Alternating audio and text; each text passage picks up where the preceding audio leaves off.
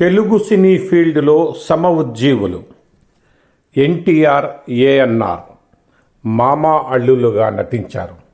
మామగా ఎన్టీఆర్, మేనల్లుడుగా ఏఎన్ఆర్. దాదాపు సమవయస్కులు ఉన్నప్పటికీ ఆ కథకు అనుగుణంగా ఎన్టీఆర్ మామగా, ఏఎన్ఆర్ అల్లుడుగా నటించారు. అదే మాయాబజార్. మాయాబజార్లో కృష్ణుడిగా ఎన్టీఆర్, అభిమన్యుడిగా ఏఎన్ఆర్ నటించారు.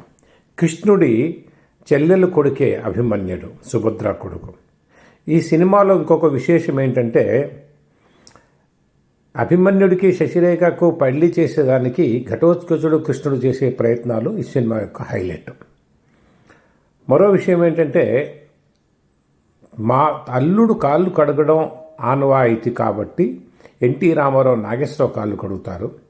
పెళ్లి తర్వాత మామ ఆశీర్వాదం తీసుకోవాలి కాబట్టి నాగేశ్వరరావు కాళ్ళు ముక్కుతాడు. ఈ సీన్లో అభిమానుల మధ్య పోటాపోటీ చర్చ కొనసాగింది. అయినా కూడా ఆ సినిమా ఎంతో గొప్ప సినిమాగా ప్రఖ్యాతిగాంచి నేటికి మరి భవిష్యత్తు తరానికి కూడా మాయాబజార్ అంటే సినీ ఫీల్డ్లో ఒక గొప్ప సందేశం, ఒక గొప్ప పౌరాణిక చిత్రం. ముఖ్యంగా ఈ సినిమాలో ఎస్వి రంగారావు గారి పాట, ఎస్వి రంగారావు గారి నటన హైలైట్.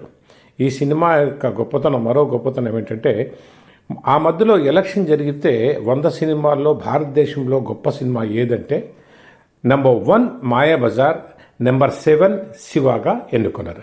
అది మాయాబజార్ సినిమా యొక్క అతి గొప్ప కెరియర్.